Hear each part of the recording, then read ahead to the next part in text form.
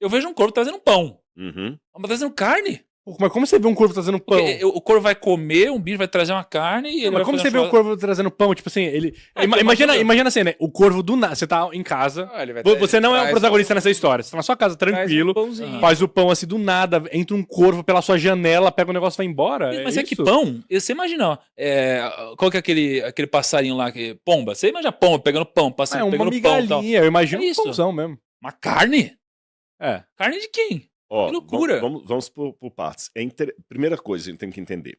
Alguns realmente têm dificuldade de ver essas questões sobrenaturais na Bíblia, fora do comum, e até alguns tentam explicações alternativas. Por exemplo, a palavra para corvo em hebraico é orev. Orev, no plural, orevim. Como orev parece com aravim, árabes, aí teve uma explicação adicional que eu não concordo com ela. Mas não concordo com ela. Eu tô falando que ela existe para que as pessoas saibam. Mas não concordar não significa que não pode ser uma possibilidade. Exatamente. Que acha que quem ajudou o profeta foram os árabes e não corvos. Mas por que na tradução tá corvo, então? Porque eu acho que era corvo mesmo. Porque a mesma palavra, orev, orevim, que aravim, é uma palavra um tanto estranha para essa época e na maneira como é escrita em hebraico. E a palavra corvo, orevim, que parece, né? Orevim, aravim. É a mesma que está em Gênesis, quando fala que o Noé soltou o corvo da arca. Então era corvo mesmo, isso é um primeiro ponto. Segundo, para que um milagre aconteça, basta uma coisa, que um Deus Todo-Poderoso exista. Então a gente fica assim, não, mas não é possível, não é possível, não é possível. Só que a gente tem que notar que quem está dentro de uma delimitação de expertise, de crença limitante ou qualquer coisa, ele olha certas coisas e também fala assim, impossível. Vou dar um exemplo. Enquanto a gente estava esperando aqui para começar o nosso podcast, estava passando uns vídeos que você deixa lá na TV ali fora, mostrando sua trajetória. Eu entreguei tantos currículos, fui mandado embora, não sei o quê. Você mostrou vários fracassos da sua vida. E logo depois jogou um evento da Finclass, onde você estava dando carro lá, o camarada sai dirigindo um carro em cima do palco. Para uma pessoa que está com crença limitante, que não sabe a trajetória, que não conhece o que o Thiago Negro fez, fala assim, não, isso é mentira. Esse Thiago já foi rico a vida toda, não tem como alguém estar na situação que ele descreveu, então onde está? Porque quem não conhece a trajetória parece que é uma coisa impossível.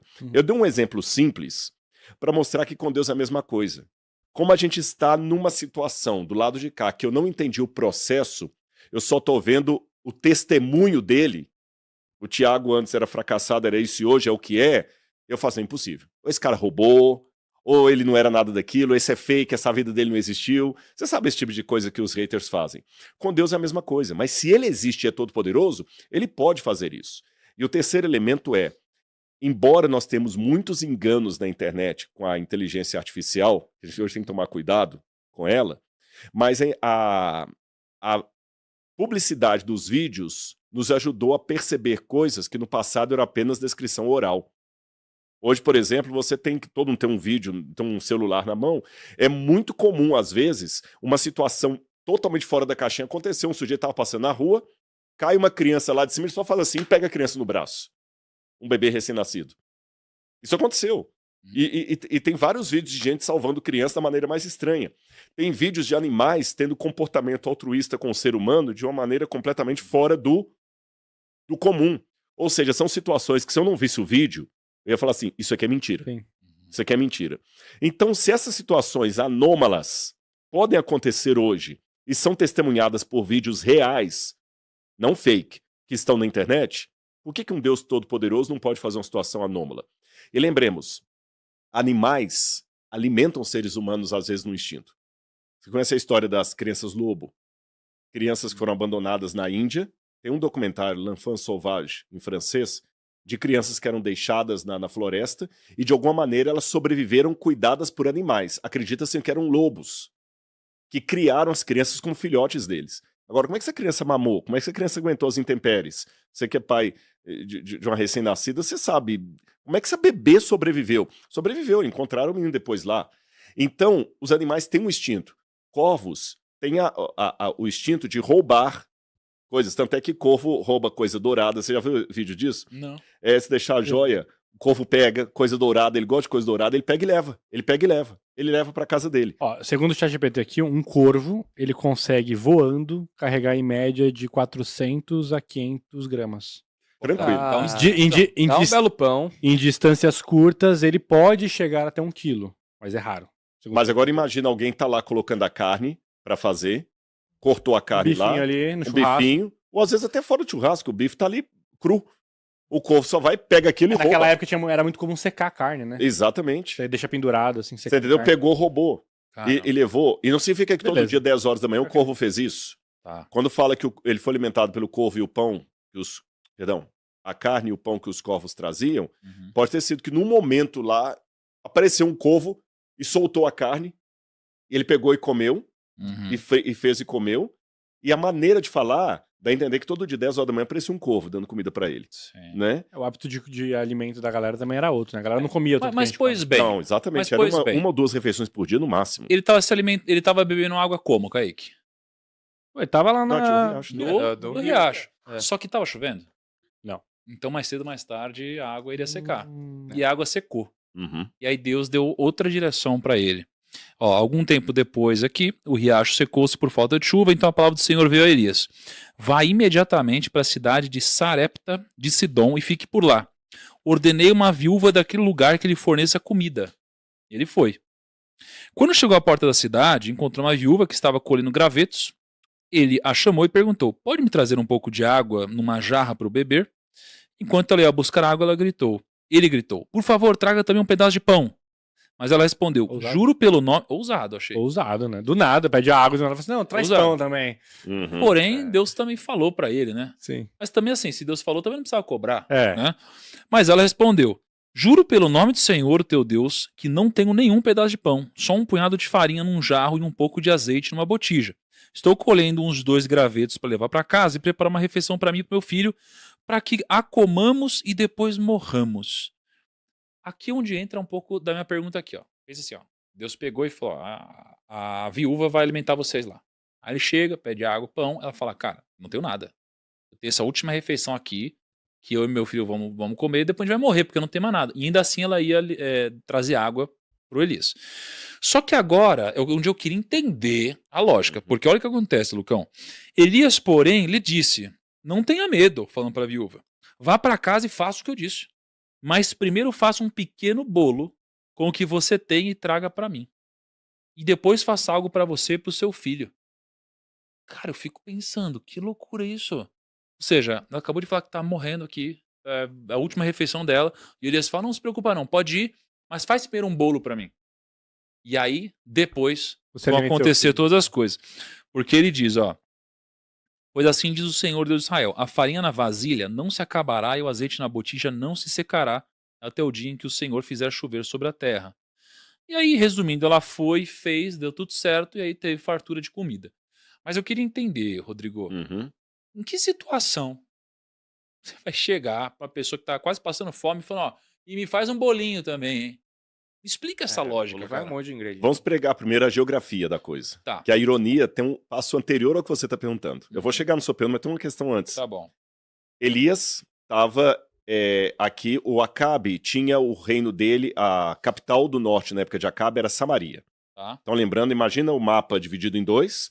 Reino do norte, Israel. Reino do sul, Judá. Capital do sul, Jerusalém. Capital do norte, Samaria.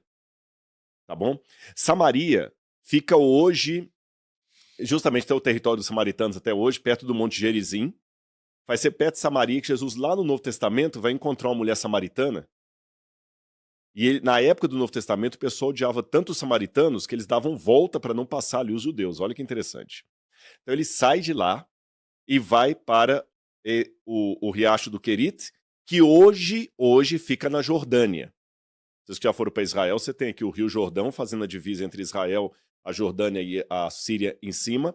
Hoje fica no território da Jordânia, mas na época ainda era território de Israel. Tudo bem até aí?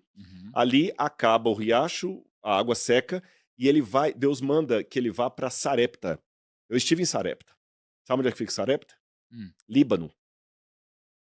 Ele foi pro território. E eu falei que a Jezabel veio de onde? do Líbano. Hoje chama-se Líbano, na época era Fenícia. Peraí, olha a ironia de Deus.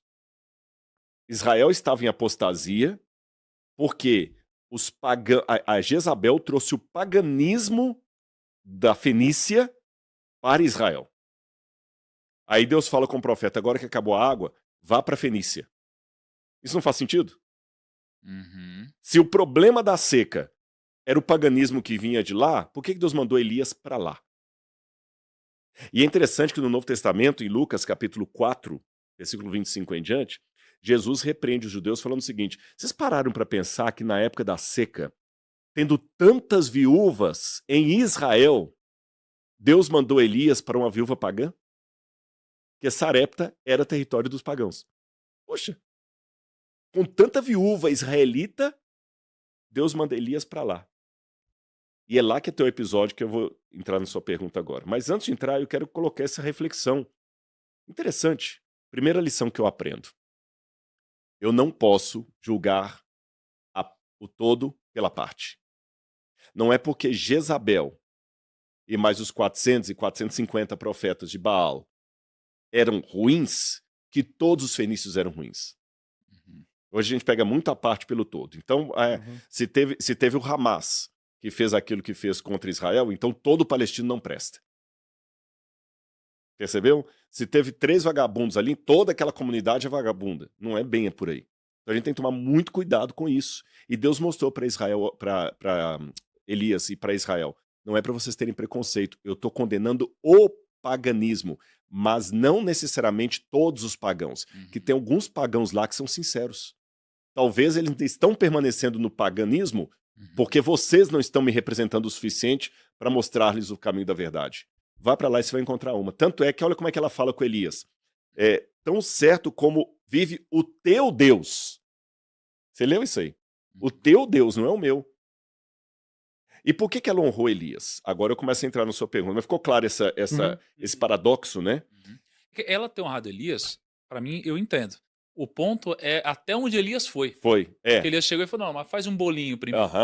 Por que Elias fez aquilo? Mas eu acho que só para o pessoal de casa entender o porquê, que também pode parecer estranho para eles, principalmente se tratando de uma mulher pagã, por que ela foi honrar Elias? No Brasil de 50, 70 anos atrás, havia um respeito muito grande pelo líder religioso, pelo líder espiritual. O Gilberto Freire conta muito dos ambientes do interior, que o padre chegava, todo mundo fazia reverência, pedia a bênção do padre, o padre era um homem de Deus. Você não ia questionar o padre. Até o Lampião tinha respeito pelo padre Cícero. O padre era o homem de Deus. Hoje perdeu-se isso. Hoje as pessoas desdenham do líder religioso como se você estivesse falando de um cachorro passando na rua. E muitos líderes religiosos também não estão se dando ao respeito de homens de Deus. Vamos deixar isso claro. Muitos também não estão se dando ao respeito.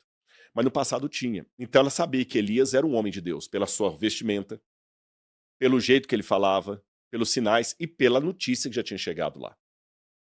Mas olha que interessante, ela mesmo sendo de outra religião, de outra fé, pagã, falou, mas ele é um homem de Deus. E olha que ele estava enfrentando o Deus dela, o Baal. Ele falou contra o Baal. E eles estavam enfrentando o problema de seca também na Fenícia por causa da profecia dele, ou seja, ela tinha todos os motivos para denunciá-lo e odiá-lo. Mas ela teve uma coisa que falta a muitas pessoas, a visão espiritual para perceber, puxa, esse homem é diferente. E aquelas pessoas, mesmo no paganismo, que estão abertas ao Espírito Santo, quando chegar um servo de Deus, ele vai perceber. Ela percebeu que ele era de Deus. E ao mesmo tempo, Deus fez com Elias a mesma coisa que fez com Jesus e a mulher samaritana. A mulher samaritana, na época de Jesus, também era uma não judia, entre aspas. Era uma mulher detestada. No Talmud diz que aquele que recebe o pão da mão de um samaritano é pior do que o que come carne de porco. E o Evangelho de João fala o seguinte, quando Jesus ia da Galileia para Jerusalém, eles passavam pelo caminho lá de fora, por onde Elias passou, onde hoje seria a Jordânia. Na época de Jesus, a Pérea, para não passar por Samaria. O Evangelho de João fala o seguinte, era-lhe necessário passar pela Samaria. E quando Jesus chega pela Samaria, ele fica sentado no poço, quando a mulher vem, a primeira coisa que Jesus fala com ela é o seguinte, dá-me de beber. Quando Jesus falou dá-me de beber, ele se fragilizou, ele se humanizou, ele valorizou